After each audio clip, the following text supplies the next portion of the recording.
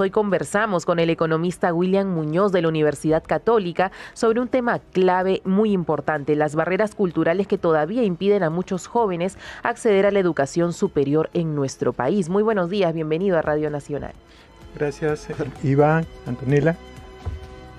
Bueno, cuéntenos, gracias por su visita. Permíteme, Antonella, para un poquito enfocarnos. Estamos en el siglo XXI. Ya en la cuarta parte del siglo XXI, pero a mediados del siglo XX acceder a la carrera universitaria era casi un privilegio, por costumbre cultural, tradicional, histórica, presupuesto económico, en fin, inclusive muchos padres de familia, primera mitad del siglo XX no habían acabado el colegio. Ya ha pasado casi un siglo, pero aún se mantienen estas barreras culturales, ¿no? Así es, profesor Muñoz, para comenzar esta entrevista, ¿qué podemos entender exactamente por barreras culturales en el acceso a la educación superior? Sí, cómo no. En particular, los hijos de padres que han seguido estudios profesionales tienen 3 veces más probabilidades de acceso y culminar la educación superior que los hijos de padres que no concluyeron o no tuvieron acceso a la educación superior.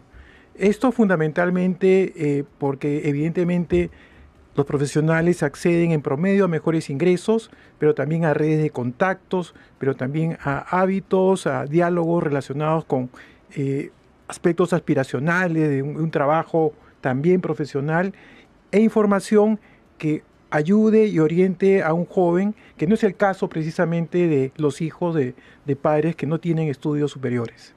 Actualmente en nuestro país, ¿qué tan fuerte es este problema y también en qué regiones es en que se percibe más?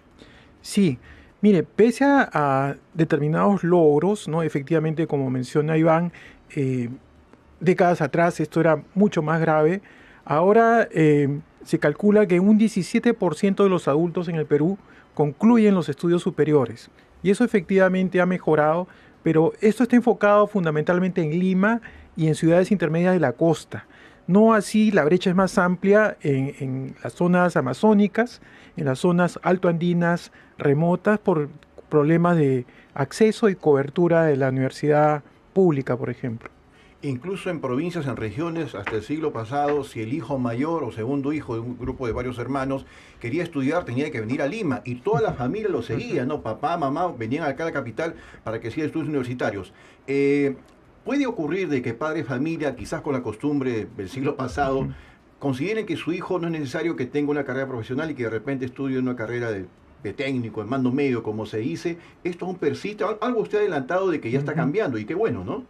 Sí, mire, en el Perú como hay mucha informalidad, ¿no? Seguramente muchos padres piensan que el hecho de que el hijo tenga un capital y pueda realizar cualquier actividad comercial, por ejemplo, sea suficiente para subsistir. Pero está demostrado que si queremos una mejor calidad de vida y acceder a mejores ingresos, redes de contacto, entonces sí la educación superior se vuelve una exigencia, ¿no? Sobre todo para integrarnos a redes internacionales, a globalizarnos. ¿Qué consecuencias trae que grande parte de los adultos mayores pues no lleguen a las universidades para nuestro país, tanto económica como socialmente? Sí, está demostrado que la educación superior pues genera movilidad social, ¿no? El desarrollo de las clases medias en parte ha tenido que ver mucho porque se ha difuminado las universidades, los profesionales. No obstante, como bien mencionaba Iván, anteriormente pues los padres no era una exigencia la formación de educación superior. Nosotros en la Universidad Cede Sapien, por ejemplo, la mayoría de nuestros egresados son el primer profesional de la familia, la primera generación de profesionales, y esto pues es todo un logro para la familia y para el joven que va a mejorar ingresos, relaciones sociales, es decir, va a escalar. Hay padres, familia y tutores que nos están escuchando en estos momentos, economista Muñoz, y claro, ¿quién mejor que usted, con este estudio y análisis que ha realizado para la Universidad Católica Cede Sapienta, le podría decir a ellos que están sintonizando la radio, que quizás no tienen presupuesto, no tienen visión de futuro, como siempre se escucha también ellos, ¿no? ¿Por qué es importante que ellos deben hacerles entender a sus hijos, y sus hijos quizás que realmente quieren estudiar y no tienen medios, recursos, oportunidad, puentes de comunicación, no deben desmayar en este propósito? Lo escuchamos. Sí. Es importante informarse. Creo yo de que ahora felizmente el Ministerio de Trabajo, el Ministerio de Educación, el portal ponteencarrera.p, entre otros, informan. Entonces, el gran problema del joven es estar desinformado y tomar decisiones erráticas. Ahora lo importante y lo fundamental es entender qué oportunidades laborales puedo yo tener si estudio determinada formación técnica o universitaria, y para eso, si tengo las condiciones, por ejemplo, si domino algo de matemáticas, si conozco algo de idiomas, todo esto va a influir en el perfil profesional que yo quiero desarrollar para luego emplearme y tener éxito en el mercado laboral.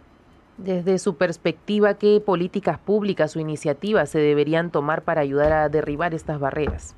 Sí, creo que el gobierno ha dado unos primeros pasos. Por ejemplo, Beca 18. Beca 18 abre las puertas y muchos jóvenes que tenían limitaciones, sobre todo económicas, están accediendo y por ejemplo, estos colegios COAR también están demostrando que un joven con apoyo, con acompañamiento y con recursos, los temas de orígenes y de niveles socioeconómicos no son tan irrelevantes. También están los aspectos de género, porque está demostrado que la mujer, pese a que tiene menos deserción en la educación superior que el hombre, cuando egresa, lamentablemente tiene un 14% menos de ingresos promedios que los varones. Entonces es un tema que también tiene que ser monitoreado y tienen que diseñarse políticas para corregir esto. Está el tema de los que tienen limitaciones físicas, ¿no? Esto también tiene que la política existe, pero tiene que ser más agresiva y tiene que ser dotada de más recursos. Finalmente, nosotros, Comunidad Católica Sede Sapiense, en Atalaya apoyamos a las comunidades nativas, ¿no? Entonces, esto también es importante porque son pocas las universidades que se orientan a las comunidades que son minorías.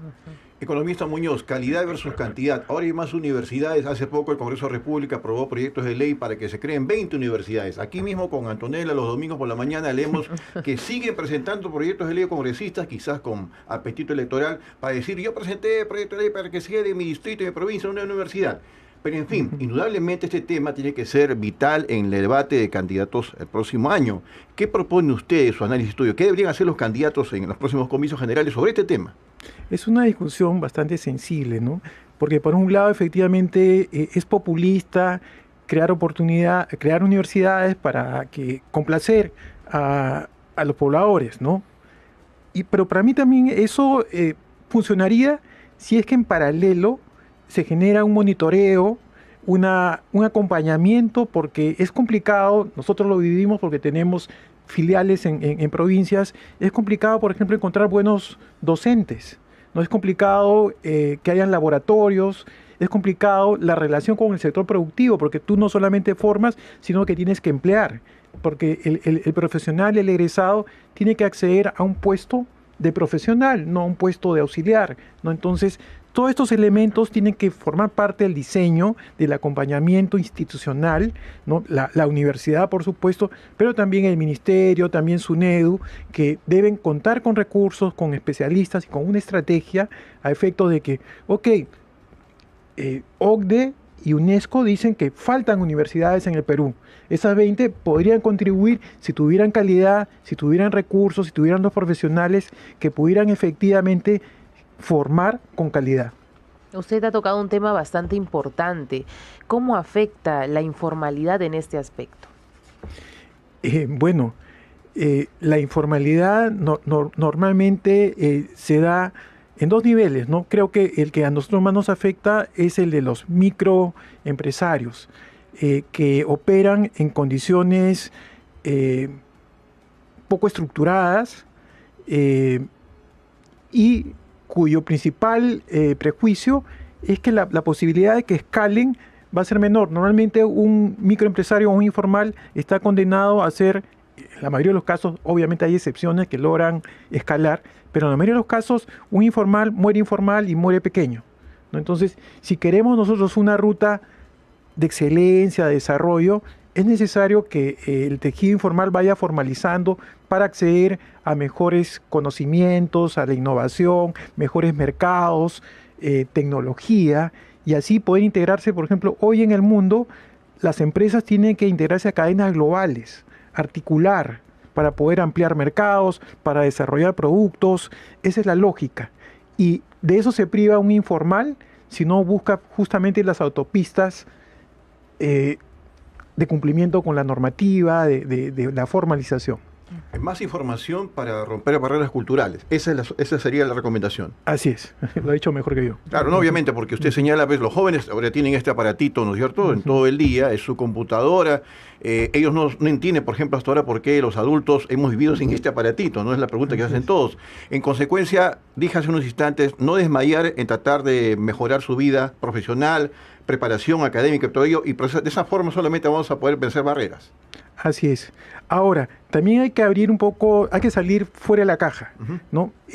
Las universidades, como también las políticas para los informales, siguen esquemas tradicionales, a veces importados, y no se diseñan de acuerdo a la realidad, ¿no? Si nosotros fuéramos creativos y complementáramos los modelos tradicionales con aspectos innovativos, por ejemplo, para la formación universitaria, la mayoría de universidades siguen la meritocracia, un examen de admisión, ingresan los mejores, ¿no? Y eso deja fuera a mucha gente que efectivamente no se formó bien, pero de repente con acompañamiento esta gente no formada bien en la secundaria podría desarrollar como un buen profesional. Entonces se requieren también modelos inclusivos, innovadores, a medida de la realidad y las necesidades propias de nuestros conciudadanos. También es el caso de las empresas informales, ¿no? De repente las soluciones son soluciones muy de carpeta, muy estructuradas, pero una cosa son los informales de Madre de Dios, que están más orientados a la minería, otra cosa son los informales de Lima, que están más orientados al mercado ambulatorio o al transporte informal. Entonces son realidades distintas que demandan soluciones a medida. Muy bien, don William Muñoz, economista de la Universidad Católica sede Sapienta, muy amable por su visita aquí en Radio Nacional. Es un tema muy interesante que tiene mucho para rato, mucho que darnos. Gracias. Gracias a ustedes.